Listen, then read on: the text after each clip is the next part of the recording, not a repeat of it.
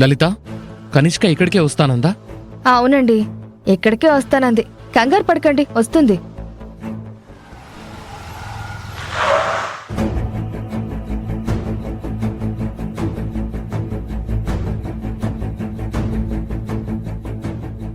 ఏంటి కనిష్క ఈ మాయ? నువ్వు జైలు పాలైపోయి భవిష్యత్తు మీద బెంగతో జైలు 4 గోడల మధ్య ఏడుస్తూ కూర్చుంటావనుకుంటే ఇంతలోనే ఇలా స్టైల్గా దిగబడ్డావేంటి? అయ్యో లలిత, ఇన్ని రోజులు నాతో సావాసం చేస్తున్నావు. ఈ కనిష్క అంటే నీకింకా అర్థం కాలేదా? నీ బలం గురించి మాకు తెలుసు కనిష్క, కానీ ఇంతలోనే ఇలా బయటికొచ్చావా అని. మనకి బెయిల్ అనే ఒక ఆయుధం ఉంది కదా ఐరేంద్రి. నీ బలం గురించి, నీ తెలివి గురించి వీళ్ళకేం తెలుసు కనిష్క?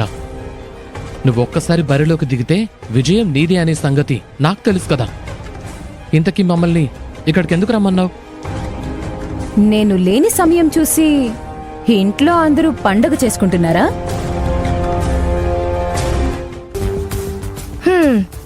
దాని గురించి ఏం అడుగుతావులే కనిష్క. అడవికి రాజైన సింహం వస్తే అడవిలో జంతువులన్నీ పండగ చేసుకున్నట్టు తెగ సంబరపడిపోతున్నారు. ఆ పండగలు సంబరాలు ఆ అభి జీవితంలో లేకుండా ఉండడానికే నేను మళ్ళీ బయటికొచ్చాను.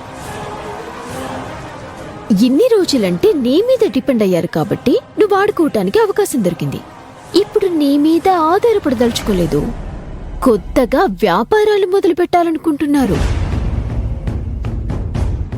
అనుకోవడం దగ్గరే ఉంది కదా. ఆ అడుగు కూడా ముందు పడకుండా ఆపడానికి కనిష్క ఉంది.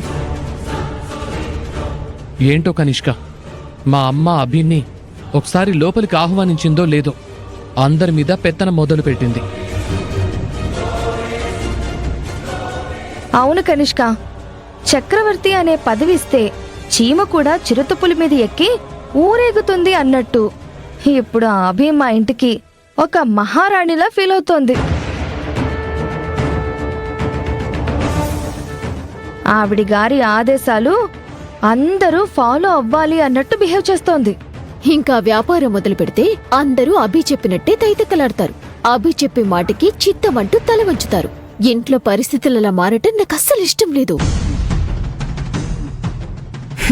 డోంట్ వరీ ఐరేంద్రి, ఆ అభి ఏ సంకల్పంతో అయితే ఊరు వెళ్ళిందో ఆ సంకల్పం నీరుగారిపోయిందని చెప్పే న్యూస్ మీకోసం వస్తుంది, చూడండి.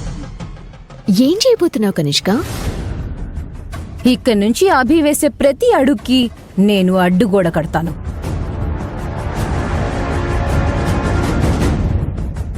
ఈ రోజు తన ప్రయత్నానికి నేను కట్టే అడ్డుగోడ గురించి సాయంత్రం ఇంటికొచ్చాక అభి అత్తయ్యకి చెప్తుంటే మీరు కూడా విని తరించండి.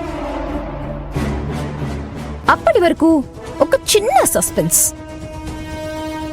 లేకపోతే ఈ కనిష్కతోనే పెట్టుకుంటుందా? కనిష్కకి ఎదురొచ్చారంటే వాళ్ళకి కష్టాలు తప్పవని ఆ అభి ఈరోజు ఇంకా స్పష్టంగా తెలుసుకుంటుంది.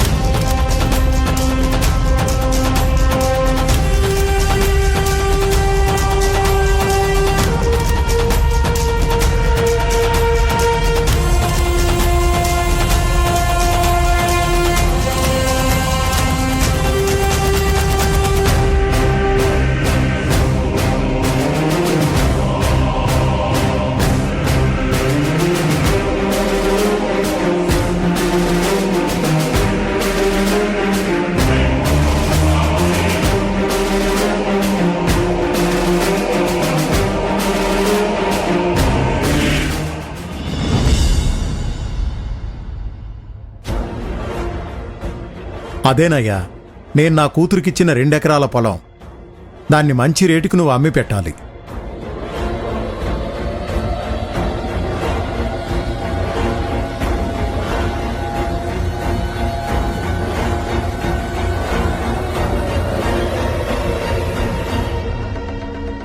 అమ్మి పెట్టడానికి ఇది మీ పొలమైతే కదా.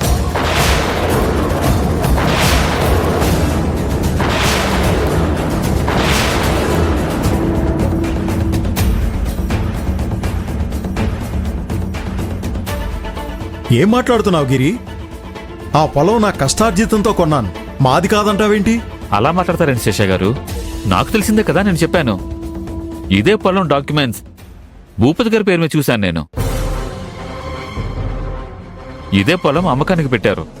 దాన్ని కొనడానికి సిటీ నుంచి ఒకళ్ళు వచ్చారు. ఈ రోజే అమ్మకాల గురించి మాట్లాడుతున్నారు.